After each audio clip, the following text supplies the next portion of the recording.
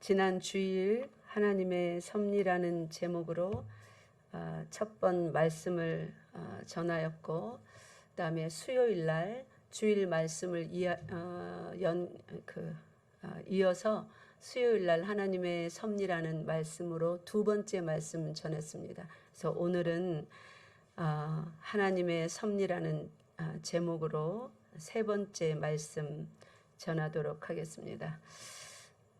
오늘 본문은 지난주하고 조금 다른 본문입니다. 그죠?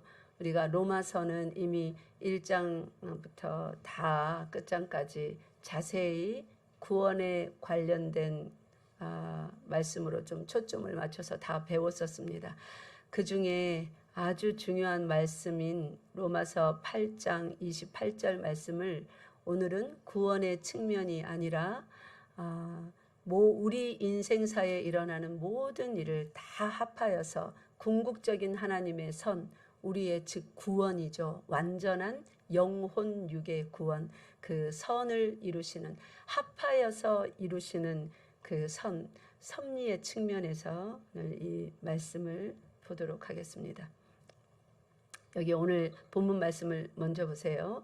우리가 알거니와 하나님을 사랑하는 자 곧 그의 뜻대로 부르심을 입은 자들에게는, 그다음 뭐라고 말씀하셨습니까? 모든 것이 합력하여 선을 이루느니라. 아멘. 이것이 그 원어적인 그러니까 신약이니까 헬라어겠죠.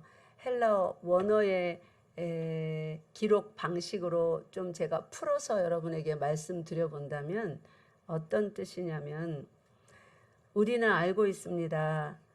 하나님께서 하나님을 사랑하는 사람들, 그리고 하나님의 목적대로 부르심을 받은 사람들, 그들을 위하여서 모든 것이 연합하여 선을 이루도록 일한다는 것을 우리들은 알고 있습니다. 그런 뜻입니다. 그래서 즉 하나님께서 그 선을 이루는, 그러니까 뭔가를 이루는 일을 하시는 것, 이거를 우리가 즉 섭리라고 한다는 건 지난 2시간에 걸쳐서 제가 잘 설명해 드렸습니다. 그죠? 그래서 이제 섭리가 무슨 말인가 아직도 모르시면 안 됩니다. 지난 수요일은 이 섭리라는 말을 좀 자세히 여러분이 알게 하도록 제가 미국에 있었을 때 오바마 케어라는 2014년도죠. 오바마 케어라는 법이 이제 발령이 돼서 그게 어떤 내용이었나 그 용어를 들어서 예를 들면서 마치 그 오바마 케어처럼 God 케어라고 표현할 수도 있겠다 하면서 또 설명을 드렸습니다. 하나님께서 우리를 구원하시기 전부터 우리를 위한 그 사랑의 일이 시작되어서 구원, 예수 믿고 구원받게 하시는 그 은혜를 주신 후부터도 더 적극적으로 우리의 매사에 그냥 놔두시지 아니하시고, 자연 발생적으로 어떤 일이 일어나서 뭐 잘하기도 하고 못하기도 하고 어떻게 잘 천국까지 따라오나 보자 하는 게 아니라 반드시 천국에 이를 수 있도록 숨 쉬는 호흡 하나하나까지 간섭하시며 우리 머리카락 숫자까지 다 아시며, 뭐 저 미물에 비유한다면 참새 한 마리의 생명까지도 관장하시는 그 세밀함으로 우리를 날마다 순간마다 돌보신다 했습니다. 그래서 하나님과 사람 사이에 끊임없이 일어나는 그 인터랙션을 하나님의 섭리, God 케어라고 할 수 있다고 설명을 드렸습니다. 그러니까 이렇게 하나님이 선하게 섭리하시는 우리 인생 가운데 일어나는 모든 일 가운데, 그러니까 하나님의 섭리가 있었다는 말이에요. 오늘 이 시간 여러분이 열방교회 아침에 나와서 우리가 뭐 서로 모르는 사람도 있고 뭐 오랫동안 함께 신앙생활을 하는 사람도 있고 함께 이렇게 예배 한 시간 드리게 된 것도 우연한 일이 아니라는 겁니다. 믿습니까? 하나님의 분명한 섭리가 있다는 거예요. 욥은 말하기를, 하나님 어찌하여 나를 침 삼키는 순간도 내버려 두지 않고 나를 관역으로 삼으셔서 이렇게 나를 힘들게 하십니까? 막 하나님께 호소하기도 했었습니다. 그러니까 욥에게 일어난 모든 일 하나님의 허락하심 하에서 일어났다는 거 우리 다 알지 않습니까? 그러니까 숨 삼키는 꼴딱꼴딱 숨 삼키는 그 순간까지도 하나님이 간섭하심을 그렇게 고백을 하였습니다. 그러니까 우리 인생 가운데 일어나는 일 중에 우연히 어쩌다가 그렇게 일어나는 일은 아무것도 없다는 것을 분명히 인식하여야 됩니다. 그런데 이런 선을 이루시는 그 대상, 어떤 사람들은 하나님의 섭리 끝에 선이 아니라 지옥불에 떨어지는 사람들이 있습니다. 어떤 미물들은 하나님의 섭리 끝에 모두 불타 없어지는 것도 있습니다. 그런데 하나님의 지극한 섭리 끝에 하나님의 선이 무엇인지 마침내 보게 되는, 즉 하나님의 나라의 영광과 영혼 육의 완전한 구원까지 보게 되는 그런 사람들이 있답니다. 그래서 하나님의 이 선은 어떤 사람들을 향하여 이루어지는 것인가, 섭리하시는 것인가, 오늘 본문에 보면 두 종류로 표현되어 있습니다. 어떤 사람들요? 하나님을 사랑하는 사람들. 그런데 하나님은 아무나 스스로 사랑하겠습니다 해서 사랑할 수 있는 분이 아닙니다. 하나님은 사람이 볼 수 있는 존재가 아니에요. 당신 스스로 열어서 계시, 즉 보여주지 않으면 우리가 이렇게 뭐 뚜껑 따서 안에 들여다보거나 이럴 수 있는 존재가 아닙니다. 스스로 열어주셔야 됩니다. 그걸 계시라고 그러죠. 드러내어서 보여주신다. 그렇게 계시하셔야만 볼 수 있는데 그 계시하여 주신 대상들만 하나님을 사랑할 수 있고 하나님을 볼 수 있습니다. 그 사람들을 또 다르게 표현했는데 그의 뜻대로 부르심을 입었다. 부르심을 입은 사람들이다. 그래서 우리가 오늘날 바로 그런 사람들이라는 걸 이제 우리 모두는 알고 있습니다. 자, 그러면 이제 하나님을 사랑하게 된 사람들, 왜냐하면 하나님의 뜻대로 부르심을 입었기 때문에 그 사람들을 위하여 하나님께서는 모든 것을 다 합하여, 그러니까 모든 하나님의 사람들이 살아가면서 겪어가는 그 모든 일들 중에 발생하는 좋거나 나쁘거나 우리가 불행이라고 생각하거나 행복이라고 생각하거나 상관없이 모든 일들의 제1차 원인이 누구라고 배웠습니까? 지난 시간에 하나님이라고 배웠습니다. 그죠? 모든 원인이 1차 원인이 하나님이 되셔서 그 궁극적인 끝이 어떻게 결론되어지도록 일하신다고요? 오늘 본문에 의하면 선하도록. 선한다는 것은 좋다는 말이에요. 좋도록. 우리가 상상하는 그 좋다, 선하다, 아름답다, 우리의 상상 저 너머에 완전한 선함과 좋음에 이르도록 그렇게 일하신다는 말입니다. 섭리라는 용어는 사실 성경에 등장하지 않는다고 지난 시간에 말씀드렸습니다. 단지 하나님과 피조물 사이의 지속적인 그 관계 안에서 일어나는 모든 하나님의 행하시는 일을 섭리라는 말로 신학적인 용어로 이렇게 우리가 사용하고 있습니다. 그러면 섭리는 어떻게 일어나는가? 섭리 이전에 하나님의 작정이 있어야 섭리가 일어날 수 있습니다.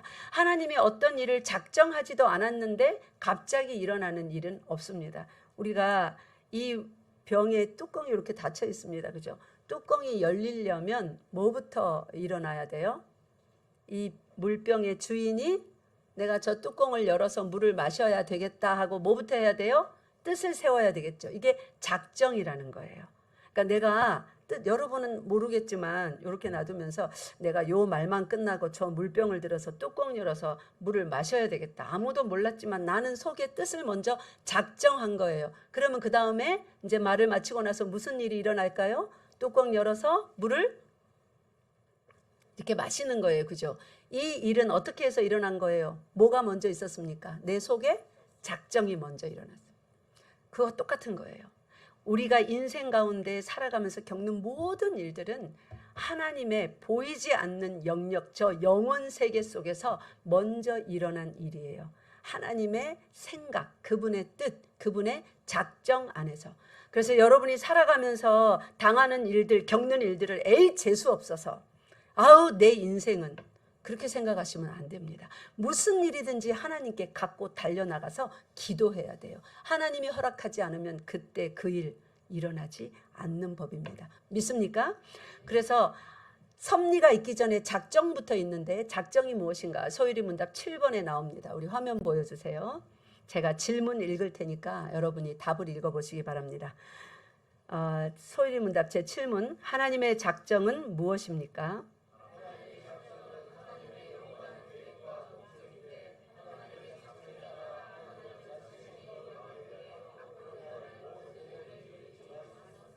네, 하나님의 작정이 단적으로 말하면 하나님의 계획과 목적인데 어떤 계획과 목적이요? 영원한. 하나님은 무언가 성취하시면 그 결과를 영원히 지속되게 하십니다. 왜냐하면 그게 하나님의 시간이에요. 우리는 시간을 째깍 지나가고 소멸하고 나중에는 시간이라는 그 말조차도 이제 없어지겠죠. 하나님이 정하신 처음과 나중이라고 당신이 그렸으니까 이 나중 끝이 오게 되면 그 다음에는 해는 더 이상 뜨지 않습니다. 별도 달도 더 이상 존재하지 않습니다. 그러니까 우리가 알고 있는 하루 몇 시간요? 24시간 이런 거 존재하지 않습니다. 1년 365일 이런 날들이 존재하지 않습니다. 우리가 말하는 이해하는 시간이라는 것이 존재하지 않습니다. 그러니까 시간 됐다, 배고프다, 하루 종일 물을 안 마셨더니 목이 마르다, 이런 게 성립이 안 되는 것입니다.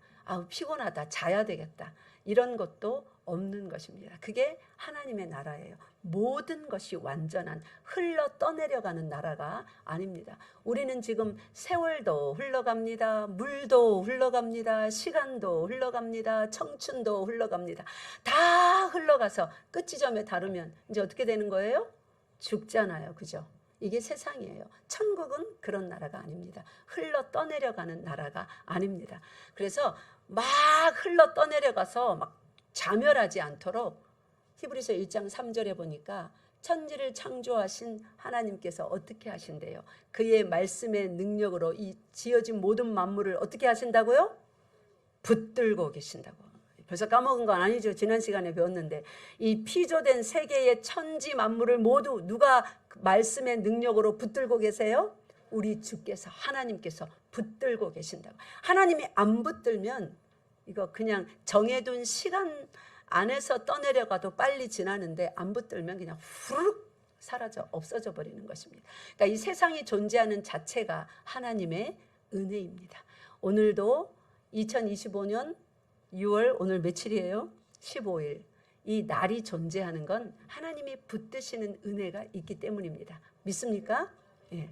제가 그때 말씀드렸죠. 어떤 과학자들의 연구에 의하면 우리 한 사람 한 사람 이 대기 중에 우리를 짓누르고 있는 압력이 16톤이에요. 그러니까 우리가 이 전방위적으로 받고 있는 압력이 16톤이에요.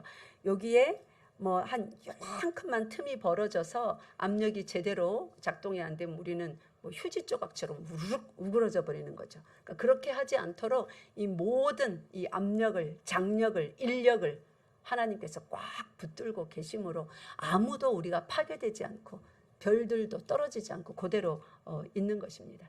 그래서 하나님의 영원한 계획과 목적을 작정이라고 하는데 이것은 영원한 계획과 목적이 뭐냐면 앞으로 일어날 일들에 대해서 미리 정하신 거래요. 그러니까 여러분과 저의 인생은 우리가 이렇게 살기 이전에 누가 이미 쓰셨습니까? 하나님이 하늘에서 뜻을 정하시고 이루셨습니다. 제가 목사가 될 줄을 누가 알았겠어요. 그런데 전혀 모르다가 30 중반이 넘어서 하나님이 그렇게 불러서 지금 이렇게 살고 있습니다. 목사가 되어서 하나님의 하늘에서 이룬 뜻이기 때문에 그 섭리로 제가 지금 이렇게 살고 있는 거예요.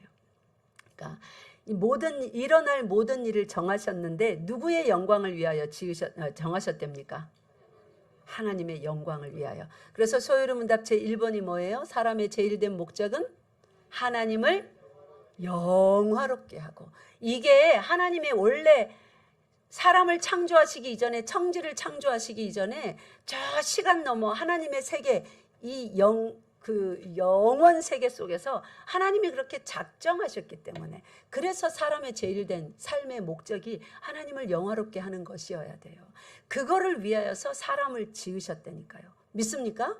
예. 그러니까 우리는 무조건 삶의 첫 번째 목적이 나는 의사 될 거야, 나는 뭐 판사 될 거야, 나는 뭐 영어 잘하는 사람이 되어서 뭐 세계 여행할 거야, 이러면 큰일 납니다.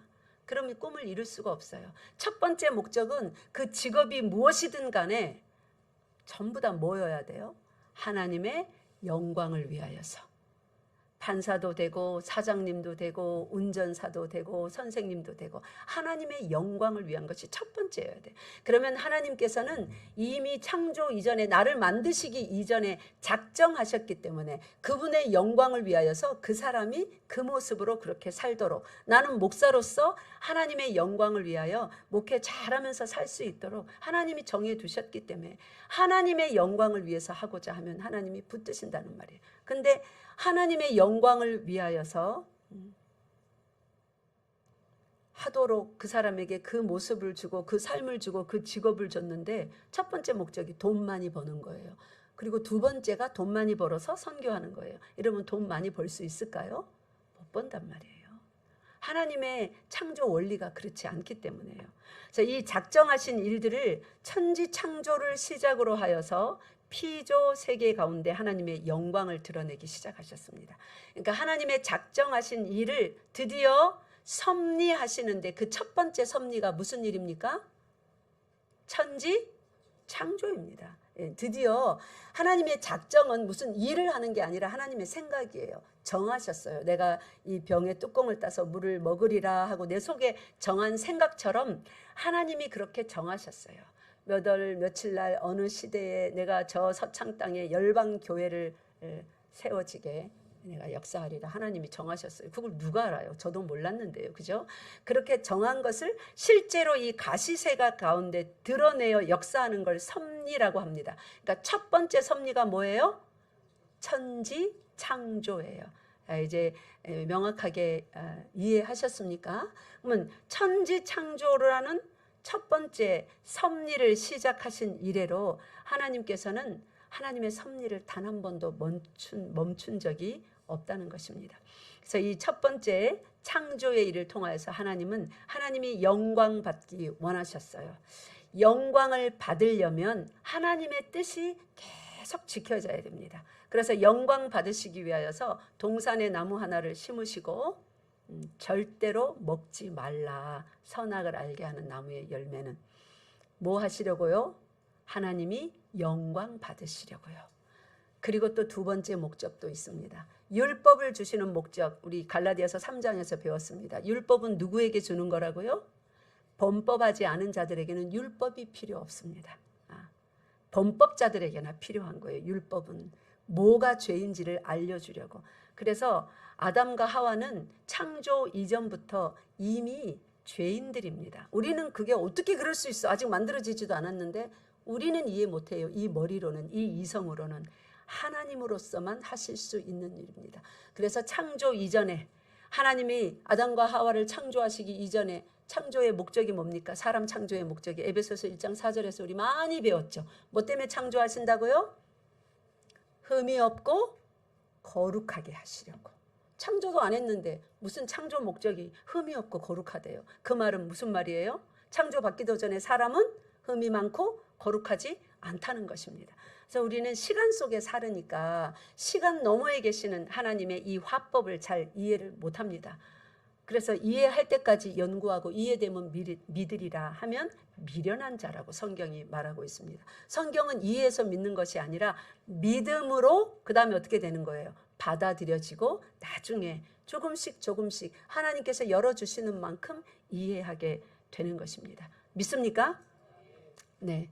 그렇게 하나님께서 이제 당신의 영광 받으시기 위하여서 율법을 주시고 지키게 하셨습니다. 당연히 사람이 율법을 못 지키죠. 하나밖에 없는 율법도 지키지 못하고 하나님의 형상을 다 잃어버렸습니다. 하나님이 보시기에 참 좋다고 하였던 그 깨끗한 사랑의 하나님의 형상을 잃어버리고 아담과 하와가 서로 원망합니다. 너 때문에 하면서 구조는 남아있는데 그 기능은 상실한.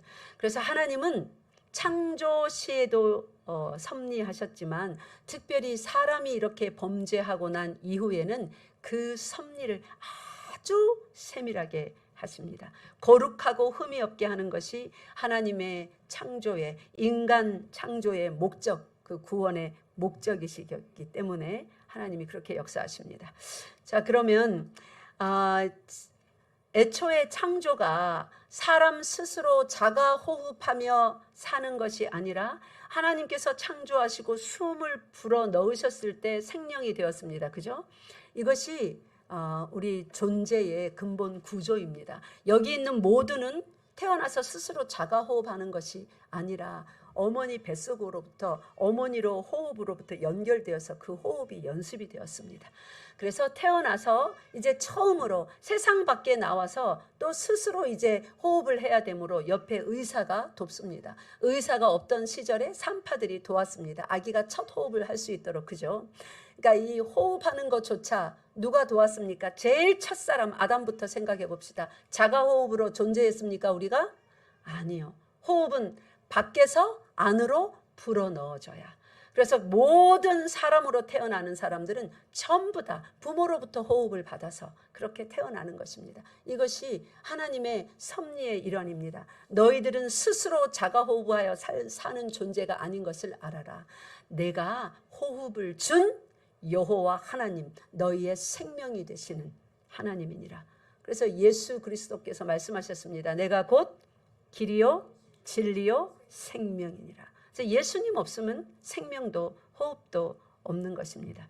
그래서 이렇게 하나님이 작정하신 일을 드디어 섭리로 세계 가운데 펼쳐가기 시작하시는데, 자, 이제 이 섭리에 대한 교리는 소율이 문답 11번에 나와 있습니다. 11번 보여주세요. 제가 읽을 테니까 여러분 답하시기 바랍니다.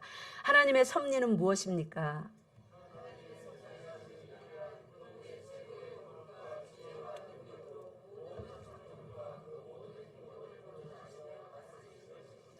예, 아멘. 하나님의 섭리는 하나님의 지극히 거룩하고 지혜롭고 능력 있게 모든 피조물을 보존하신다는 거, 지난 시간 그리고 수요일까지 배웠습니다. 보존에 대해서. 오늘은 피조물의 뭣도 보존하신대요. 여기 아까 금방 읽은 거에 의하면 보여주세요. 금방 읽은 11번에 의하면 모든 피조물을 보존하시고 무엇도 보존하신답니까? 모든 피조물의 행동, 모든 피조물의 행동도 보존하신대요. 자, 지난 시간에는 제가 돌멩이를 예로 들었죠. 돌멩이는 돌멩이로 창조받은 이래로 스펀지로 변하지 않습니다. 돌멩이 그 속성을 지금 수천 년의 역사가 지났는데도 돌멩이는 돌멩이입니다. 그죠? 돌멩이가 스펀지가 되지 않습니다. 돌멩이에서 언젠가 올챙이처럼 뭐 다리가 나오고 이래서 개구리로 펄쩍펄쩍 뛰어다니지 않습니다. 그것이 하나님의 보존하시는 은혜 때문에 그런 것입니다. 근데 이제는 그 속성뿐만 아니라 모든 행동을 보존하신다고 합니다. 행동을 보존하신다니까 동물의 행동도 보존하십니다. 무생물, 바람, 비, 눈 이런 것의 행동도 보존하십니다. 여러분, 눈이 땅속에서 튀어 올라서 겨울이 되어서 올해는 눈이 하늘에서 내리지 않고 저 바다 가운데서 눈이 올라와서 눈이 내리는 게 아니라 오늘은 눈이 올라오겠습니다. 기상 예보자가 그렇게 기상하는 거 봤습니까? 눈의 행동은 어떻게 해야 돼요? 하늘에서 내려와야 돼요. 올해에는 비가 하늘에서 내리지 않고 참으로 이상한 현상입니다만 비가 동에서 서로 이동하도록 하겠습니다. 여러분 조심하십시오. 비에 쓸려가지 않도록. 그런 기상 예보 봤습니까? 비의 행동은 어떻습니까? 천지가 뭐 어떻게 변해도 비는 하늘에서 땅으로 내립니다.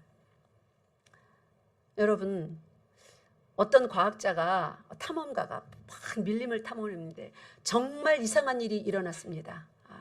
사람만 사유하는 생각하는 동물인 줄 알았더니 여기에서 제가 원숭이들이 모여서 뭔가 책을 만들고 출판사를 만들어서 그들의 역사를 정리하여서 후손들에게 가르치는 이 기이한 현상을 봤습니다. 그런 거 본 적 있습니까?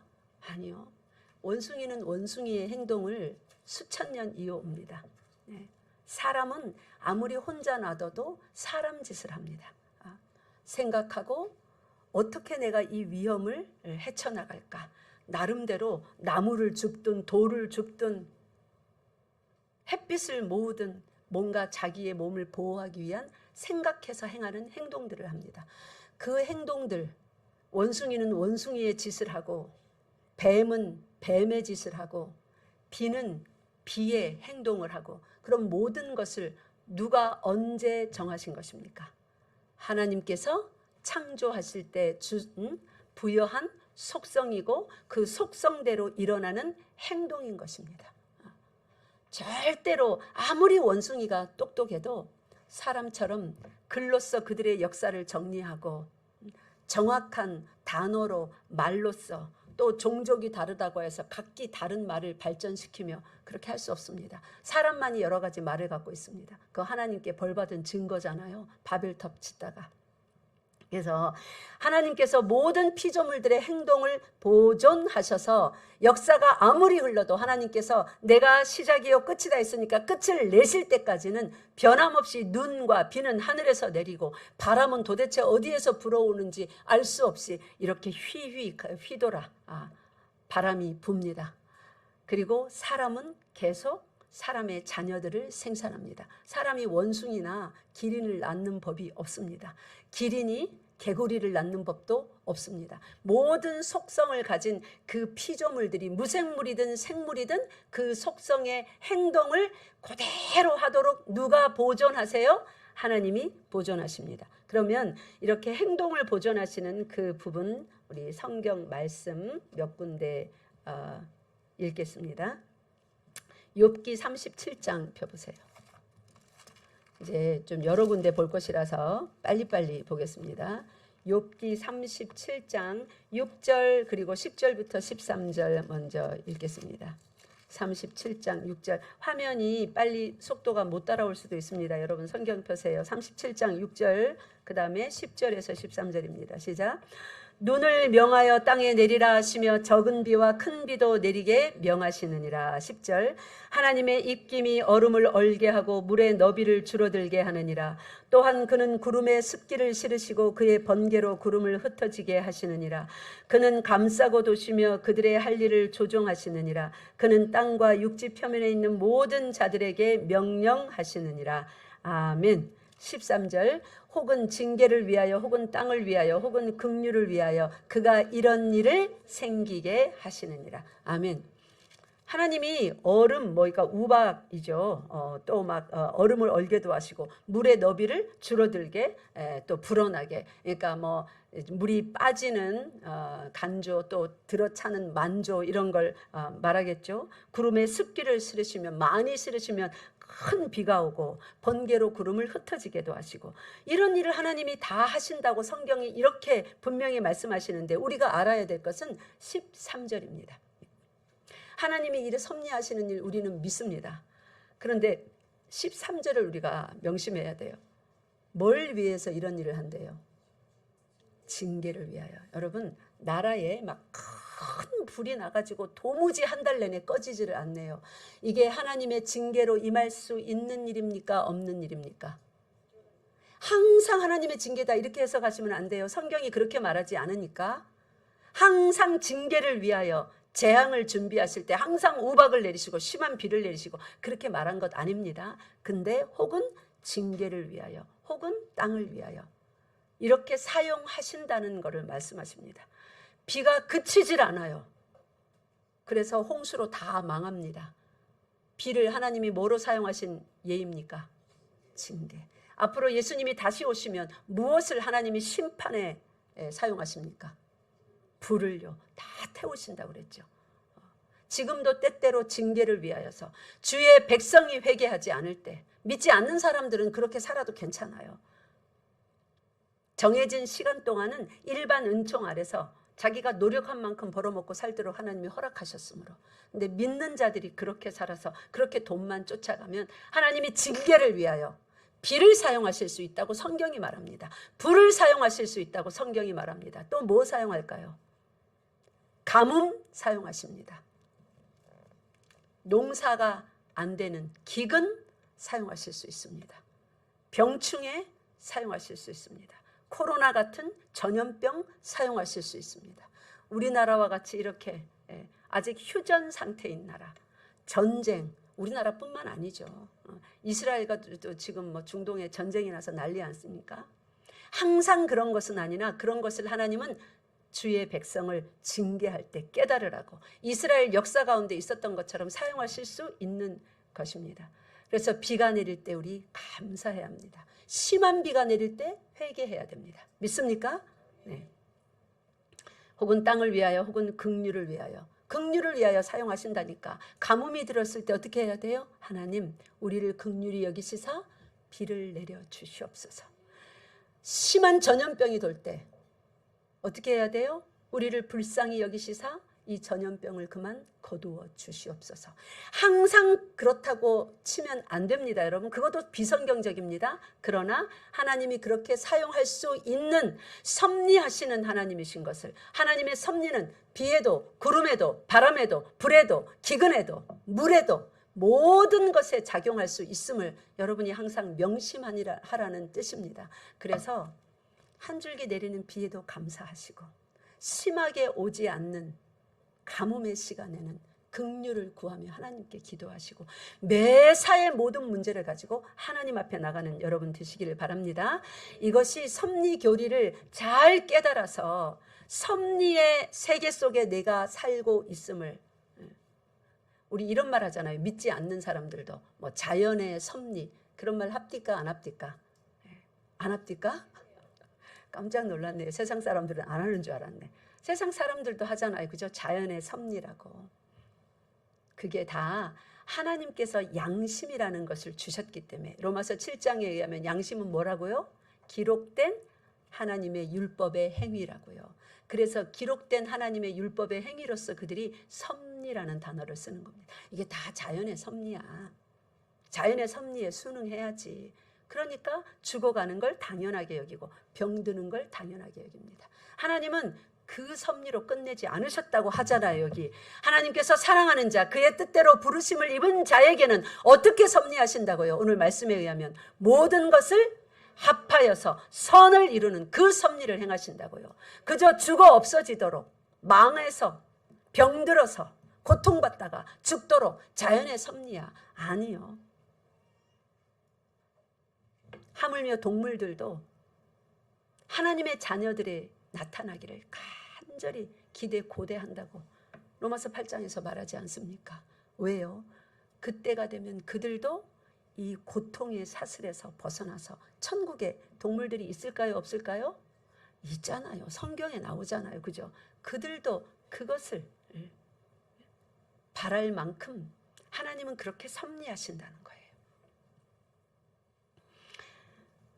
그래서 이 피조 세계 속에서 어떤 일이 일어나더라도 하나님을 사랑하는 사람들에게는 마침내 선을 이루십니다. 우리 욥기 38장 22절에서 30절 읽읍시다. 욥기 38장. 욥이 하나님 앞에 막 대놓고 막 호소하고 뭐 이유라도 말해달라. 내가 왜 이렇게 고통받아야 되냐. 도대체 이유가 뭐냐. 하나님을 차마 부인할 수 없어서 너무 하나님이 살아계신 것을 확실하게 믿기 때문에 알기 때문에 하나님 하고 부르되 막 호소했어요. 내가 뭐 잘못했냐고. 그때 하나님께서 하나님의 섭리를 드러내시면서 너 이거 대답해봐라. 욥의 질문에 대답하시는 것이 아니라 하나님의 질문에 욥 보고 대답해보라고 했어요. 대답할 만한 것이 하나도 없었습니다. 그러니까 욥은 여전히 하나님도 모르고 하나님의 세계도 잘 모른다는 말이에요. 그런 사람이 무슨 하나님께 대답 좀 해보라고 따집니까? 그죠? 하나님의 섭리 38장 22절에서 33절까지 읽겠습니다. 22절에서 33절.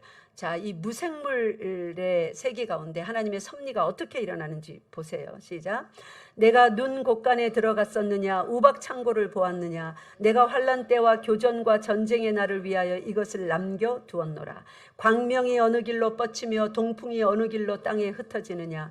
누가 홍수를 위하여 물길을 터주었으며 우레와 번갯길을 내어 주었느냐. 누가 사람 없는 땅에 땅에 사람 없는 광야에 비를 내리며 황무하고 황폐한 토지를 흡족하게 하여 연한 풀이 돋아나게 하였느냐? 비에게 아비가 있느냐? 이슬방울은 누가 낳았느냐? 얼음은 누구의 태에서 났느냐? 공중의 서리는 누가 낳았느냐? 물은 돌같이 굳어지고 깊은 바다의 수면은 얼어붙느니라. 내가 묘성을 메어 묶을 수 있으며 삼성의 띠를 풀 수 있겠느냐? 너는 별자리들을 각각 제때에 이끌어낼 수 있으며 북두성을 다른 별들에게로 이끌어갈 수 있겠느냐? 내가 하늘의 궤도를 아느냐? 하늘로 하여금 그 법칙을 땅에 베풀게 하겠느냐? 아멘. 이 욥이라는 사람은 아브라함 시대에 있었던 사람입니다. 그러니까 하늘의 별들에 대한 과학이 발달되어서 뭐 지구는 동그랗다든지 별들이 서로 움직인다든지 이런 것을 전혀 모르던 시대. 막 별이 무슨 신처럼 여겨져서 숭배하고 막 그러던 그런 시대에 하신 말씀입니다. 근데 벌써 여기에 보면 지금 과학자들이 수많은 연구 끝에 정리되었고 우리에게 지식으로 전달된 그런 내용들이 벌써 그 시대에 여기 이렇게 떡하니 기록되어 있습니다. 그러니까 욥이 질문한 게 아니라 누가 욥한테 말씀하신 거예요? 하나님이 욥에게요. 별들의 움직임, 별이 공중에 매달려 있는 것, 평평한 지구가 평평한 게 아닌 것. 지으신 분이 아니면 어떻게 이렇게 질문할 수 있답니까? 그러니까 정말 겸손한 마음으로 성경만 제대로 읽어도 하나님이 계시지 않다고 말할 수 없습니다. 사람이 완악하여서 자꾸만 하나님이 없다고 하죠. 네가 하늘의 궤도를 아느냐? 하늘에도 길이 있대요. 우리 아직 그 길을 다 찾아내지 못했지 않습니까? 현대 과학으로도 도무지 알 수 없다. 얼마나 광대하고 얼마나 큰지 그렇게 말하지 않습니까?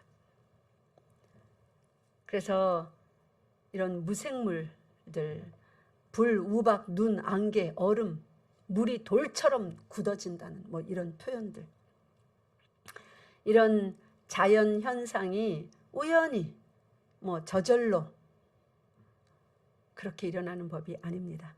사람들은 이런 것에 대해서 뭐 자연과학자, 또 물리학자, 뭐 또 이 동물 식물학자 이런 사람들은 얼마든지 자신들이 연구하고 또 공부하고 실험해서 이렇고 이래서 그것이 이렇다 하고 학문적으로 가설을 세워서 연구하고 이론화하겠죠. 그러면 우리가 그런 사람들이 말하는 걸 들으면 훨씬 받아들이기가 쉽겠죠. 그런데 그 이전을 생각해 보세요.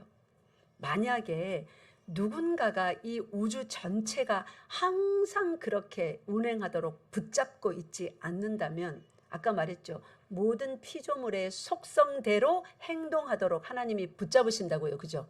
근데 붙잡는 그 항상성이 이 자연계에 없다면 노다지 바뀌겠죠. 학자들이 학문을 할 수 있을까요? 어제까지 공부한 거 오늘 보니까 또 다 엉망이 됐어요. 오늘 실컷 공부하려고 보니까 이게 도무지 어디서부터 시작해야 될지 몰라요. 늘상 변하니까. 그러니까 학자들이 학문을 발전시켜 갈 수 있는 근거가 누구의 도우심입니까? 하나님의 도우심. 하나님이 붙들고 계시기 때문에 돌은 계속 거기 있다니까요. 그 모습으로. 그래서 연구라는 걸 할 수 있어요.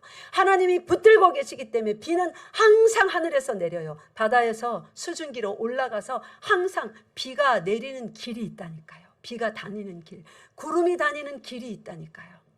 동물들이, 들짐승이, 맹수가 다니는 길이 있다니까요. 황무지 그대로 놔두지 않고 하나님이 비를 내려서 황무지도 황무지로서의 속성을 가지게 합니다. 황무지의 속성이 뭡니까? 휑해야 돼요. 뜨거워야 됩니다. 하나님이 붙들지 않으면 거기에 막 풀이 날 수 있어요. 휑하지 않고 도시가 들었을 수 있습니다. 동물 천지가 될 수 있습니다. 황무지가 황무지로 계속 사막이 사막으로 남아있는 건 하나님이 그 속성 그대로 붙들고 그 말씀의 능력으로 유지하시기 때문입니다. 믿습니까? 우리 인생도 내 하루의 생명도 하나님이 붙드시지 않으면 여러분 그 길이대로 살 수 없습니다. 언제 무슨 일이 어떻게 일어나려고요. 예수님께서도 말씀하셨어요. 그냥 들으세요. 마태복음 5장 45절에 하나님이 그 해를 악인과 선인에게 비추시며 비를 의로운 자와 불의한 자에게 내려주십니다. 잘 아시는 예수님이 말씀하시죠. 마태복음 6장 26절에 공중의 새를 봐라. 심지 않고 거두지도 않고 창고에 모아 들이지도 않는데 어떻게 그들이 살겠냐. 어떻게 산다고요? 하늘 아버지께서 길러주신다. 항상 비가 내리도록 바람이 불도록 벌레가 어느 날 갑자기 싹 사라져 보세요. 참새가 살 수 있습니까? 벌레가 없는데. 그죠? 못 살죠. 그러니까 벌레 미면 조그만 꼬물거리는 벌레 하나도 그 숫자 그대로 유지되도록, 만약에 벌레가 그 숫자만큼 유지돼야 되는데 막 어마어마하게 불어났어요. 그럼 어떻게 될까요? 그 애굽에 있었잖아요. 막 파리떼가 들끓고 이떼가 들끓어서 도무지 못 살겠다. 그런 일이 있었어요? 없었어요? 있잖아요. 세균이, 알지도 못하는 희한한 세균이 막 들끓으니까 얼마 전까지 온 세계가 어떻게 됐습니까? 셧다운 됐잖아요. 나가지도 못하고 들어오지도 못하고 자기 집인데도 가지 못하고 부모가 돌아가셨는데도 문상도 못하고 부모 얼굴도 못 보고 하나님이 붙드시면서 아까 혹은 징계를 위하여 혹은 땅을 위하여 혹은 긍휼을 위하여 사용하신다고 하죠. 사용하시는 거예요. 붙드시고 있다가 잠시 어디를 놓으시기도 하고 확 묶어버리시기도 하고 그러면 이 난리 사단이 나는 겁니다.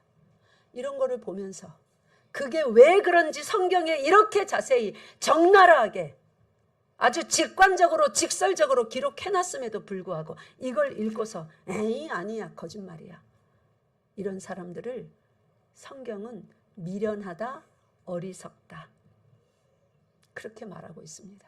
여러분은 미련합니까? 어리석습니까? 지혜롭습니까? 하나님이 참으로 살아계신 그리고 섭리하시는 하나님이심을 믿습니까? 섭리하시는 하나님이신 것을 믿는다면 비 한 방울에도 감사하십시오. 밥 한 숟가락에도 감사하십시오. 우리 어린이 여러분은 지금 밥을 날마다 먹기 때문에 엄마가 밥 먹으라고 아주 막 노래를 불러야 간신히 먹어드리지요. 응? 목사님 어렸을 때는 굶는 일이 많아서 엄마가 밥을 쪄서 이렇게 형제들 간에 쭉 주면 막 보면서 내 밥보다 오빠 밥이 맞나 안 맞나, 언니 밥이 내 밥보다 안 맞나. 기도합시다 하면 밥그릇 살짝 바꿔요. 더 많은 밥그릇 내 앞에. 기도 시간이 유일하게 내 문제를 해결할 수 있는 은혜의 시간이었어요. 지금 애들은 어떻게 합니까? 밥이 더 작은 거 고르려고 덜어내려고 난리죠. 그러면 안 되는 거예요. 주신 것에 감사하는 여러분 되시길 바랍니다. 감사 안 하면 하나님이 어떻게도 쓸 수 있대요. 징계로도 쓸 수 있습니다. 그러면 여러분이 나중에 밥을 못 먹는 그 징계의 시간도 거칠 수 있다는 말이에요. 하나님이 주신 것에 감사하지 못하면 여러분 지금 살면서 혹시 감사하지 않는 일들이 있습니까? 아 이거는 이래서 짜증나 저건 저래서 짜증나 감사하지 않는 일 있어요? 힘든 일도 감사하세요. 그 힘든 일 때문에 그것이 지나고 나면 어떤 일에 여러분의 마음과 생각이 삶이 훈련되어서 어떤 일을 잘 견뎌낼 수 있는 거예요. 더 단단하게 하시기 위하여서 잠깐 힘들게 하십니다. 정신을 훈련하시고 마음을 훈련하시고 실제 말도 훈련하시고 여러분 실컷 힘든 일 겪고 나서야 인간관계 힘든 일 겪고 나면 뭐예요? 아이고 입 조심해야지. 마음대로 나오는 대로 말하다가 엄청 힘든 일 겪으면 그런 말들 많이 하시죠. 그죠?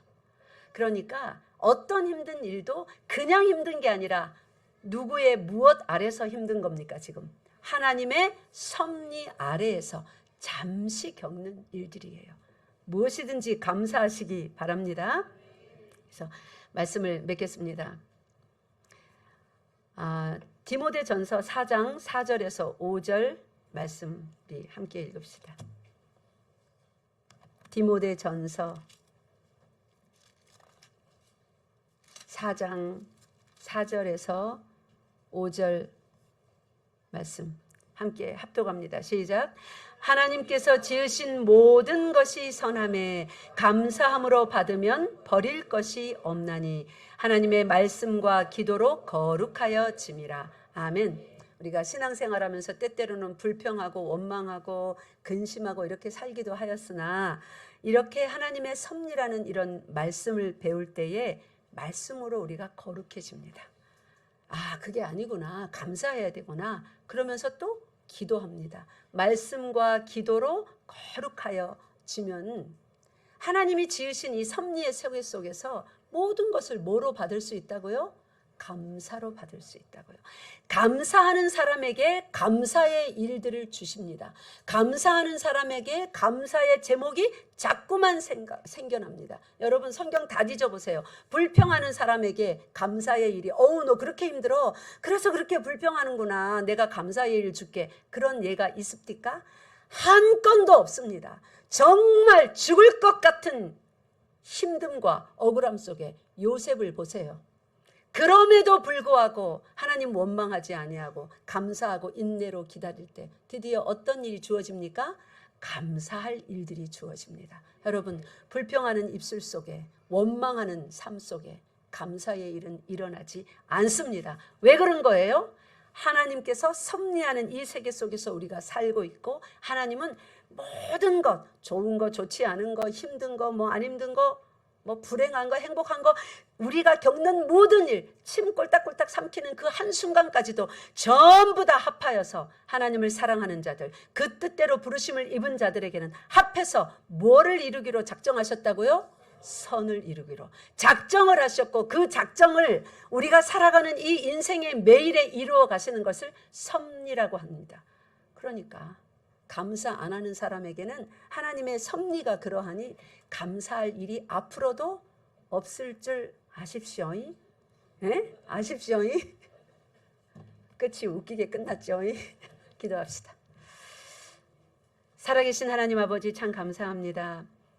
항상 기뻐하라 쉬지 말고 기도하라 범사에 감사하라 이는 너희를 향하신 하나님의 뜻이니라 하신 하나님 아버지 우리에게 결국은 감사의 일을 많이 주시기 위하여서 매 순간 우리의 삶 속에 섭리하시는 하나님께서 하나님의 뜻으로 밝혀주신 말씀인 것을 믿습니다. 우리 열방교회 모든 성도들 매일 감사하며 하나님의 섭리 가운데 날마다 하나님의 선하심을 바라보며 살게 하여 주시옵소서.